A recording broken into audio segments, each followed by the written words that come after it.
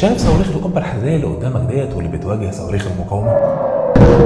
دي بتعتبر واحدة من أحدث وأذكى أنظمة الدفاع على مستوى العالم، لكن هل فعلا هي اسم على مسمى ولا جزء من البروباغندا الإسرائيلية؟ وإزاي أصلا بتشتغل؟ القبة الحديدية منظومة أنشأتها إسرائيل سنة 2010 واللي بتتكون من البطاريات اللي قدامك ديت. البطارية هي الجزء اللي قدامك دوت واللي بيكون داخله الصواريخ اللي جاهزة على الإطلاق والتعامل السريع والذكي. كل بطارية بيكون معها رادار وكمبيوتر بيتحكم فيها. الرادار واللي وظيفته إنه يرصد حركة الصواريخ ويغذي أجهزة الكمبيوتر ببيانات الصواريخ ديت زي السرعة والاتجاه والارتفاع، بحيث البيانات ديت يتم استخدامها في توقع مسار الصاروخ. بعدها البطاريه بتطلق الصواريخ الخاصه بيها علشان تعترض صواريخ المقاومه وتفجرها في الهواء قبل ما توصل لهدفها، واللي على حسب كلامهم بتقدر انها تعترض 90% من الصواريخ ديت. وطبعا النسبه ديت مش شرط تكون دقيقه. القبه الحديديه مش فعاله بشكل كامل لانها ليها حد اقصى من الصواريخ تقدر انها تتعامل معاه، ونقط ضعف كتير زي التعامل مع الاهداف قصيره المدى وغيرها من نقاط الضعف اللي استخدمتها المقاومه، زي انها تشتت القبه الحديديه من خلال ارسال صواريخ بعيده المدى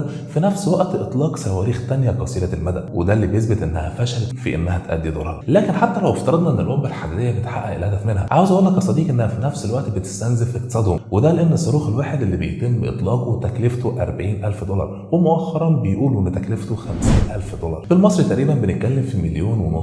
اما الصاروخ اللي قدامك دوت واللي بتطلقه حماس تكلفته ما بتتعداش 1000 دولار. تخيل ان رشقه واحده فيها مئات او الاف الصواريخ ممكن تستنزف قد ايه من اقتصادهم.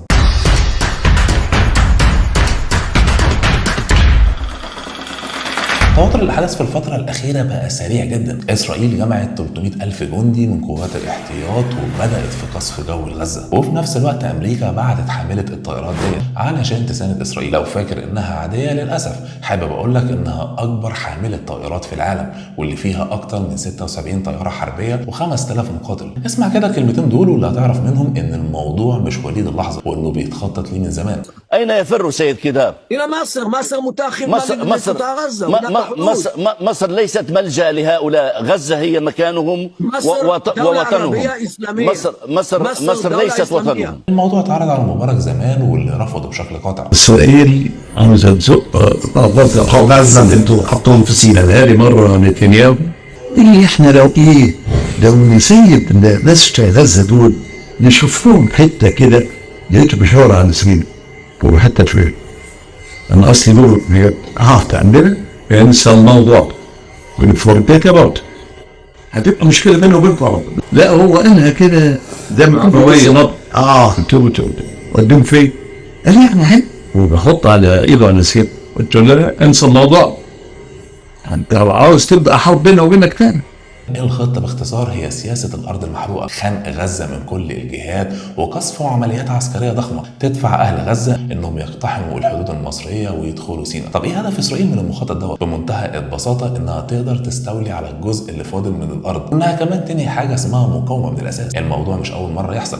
في 2008 إسرائيل حصرت القطاع وقطعت كل احتياجات القطاع من غذاء ووقود علشان بعدها أهل غزة يفجروا الحاجز الحدودي اللي بيننا وما بينهم، ودخل ساعتها الأراضي المصرية مئات الآلاف من الفلسطينيين لحد ما وصل العدد ل1.4 مليون، علشان بعدها إسرائيل تقفل الحدود وتمنع رجوعهم تاني لأرضهم، علشان بعدها بشهور يرجعوا تاني بالعافية بعد محاولات من مصر. فالموضوع مش جديد يعني، لكن إيه السيناريوهات اللي ممكن تحصل الفترة اللي جاية؟ استمرار القصف شوية وبعدها الوضع يهدى تاني لو السيناريو المخطط ليه ما تنفذ، ومش هيتنفذ باذن الله. اما السيناريو الثاني هو بدء اسرائيل للعمليه العسكريه، اللي بالمناسبه كل ده هي لسه ما بداتهاش، ده مجرد قصف جوي، وساعتها اعتقد هيكون اغبى قرار هتعمله اسرائيل في حياتها، لان ساعتها ده هيكون في صالح فصائل المقاومه اللي هتقلبها لحرب عصابات، واللي بيكون صعب جدا على اي جيش نظامي انه يحارب بالشكل ده، خاصه في شوارع غزه اللي قدامنا دي، وبالذات ان المقاومه يمكن تكون مجهزه ليهم مفاجآت احنا ما نعرفهاش. فلسطين هتفضل هي الشغل الشاغل لينا كمصريين، وكمصر اللي هي اكتر دولة عربية شالت كتير. احنا هنا بنرحب باي حد، واسألوا ال10 مليون ضيف اللي عندنا، واللي لو سألت اي حد فيهم هتلاقيه